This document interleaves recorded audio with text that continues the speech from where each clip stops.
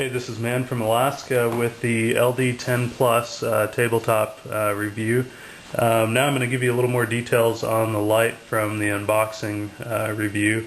As you can see, we have it in the little case here.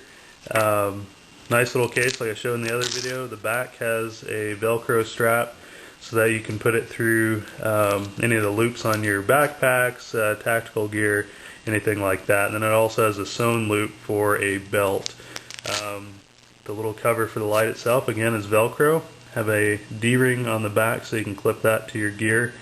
And then the difference that I was talking about earlier with the LD10 Plus is this clip here.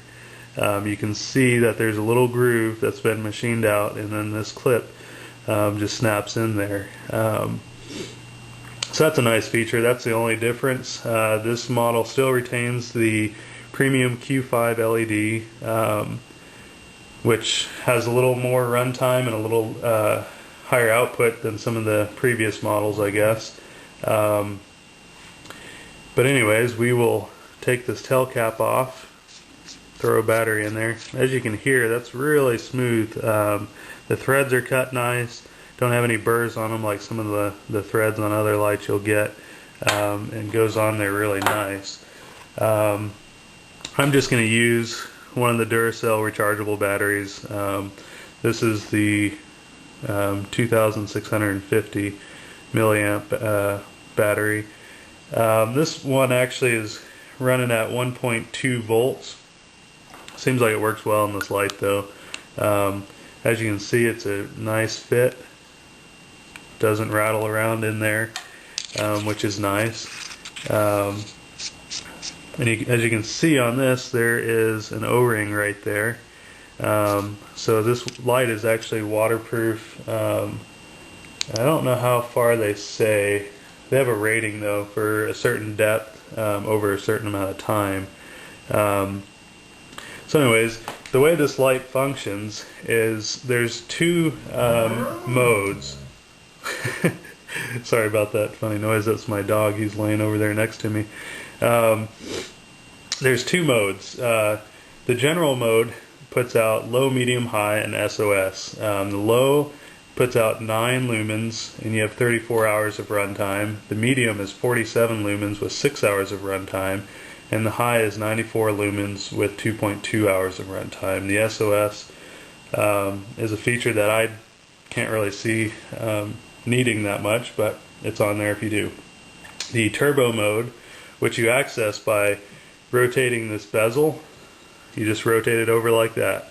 And that puts you into mode 2, which is the turbo mode, which it puts out 120 lumens at 1.5 hours and then a very fast strobe. If you want to get out of that mode to general mode, all you do is rotate back over and you're back in general mode. The light itself is nice. They've put this, I don't know, this, I guess it's hexagon shaped bezel on here, so that doesn't want to roll. Wherever you put it, it stays.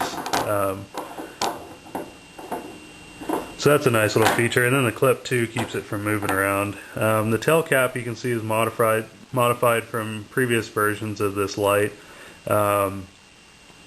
There's these little sections that are cut out to allow you easier thumb access.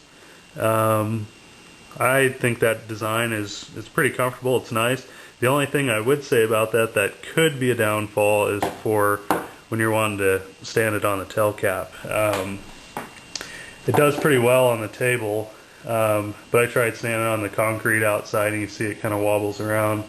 And it's a little harder to do than maybe the tail cap with that going all the way around. But overall I like that design. You can see on the bezel has these little scalloped areas. Could be technically used as the skull crusher design for self-defense. I don't think it's really aggressive enough to be a whole lot of a benefit, but the one thing that it does do is if you want to stand this down like that, you can see there's light coming out, and in a dark room that actually will put out a little bit of light around it. Kind of a candle mode, I guess, if you want to call it that. So it could be useful for that. I'll show you the modes here in a minute. I'll run down into the basement where it's a little bit darker, and I can show you the actual brightness settings of this light and how they function. So we'll get back to you in a few minutes. Oh, the other thing I was going to mention is the size on this light. I'm going off their web page. And I'm not going to convert it because I don't want to try to find it. I'm lazy, I guess. It's 100 millimeters long and 21.5 millimeters wide. So it's about 3/4 of an inch in diameter, diameter, I guess, and probably about 3 inches long. Well, it'd be 4 inches long, sorry.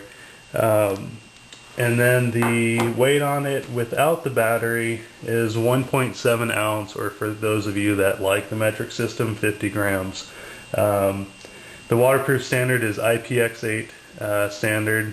And then the lens on this is actually a glass lens, which is nice. It has the AR coating.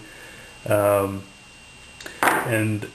then it's all, waterproofed for that waterproof standard. Anyways, I will give you some beam shots and just show you a little bit of light in a place that's dark, and then we'll go from there.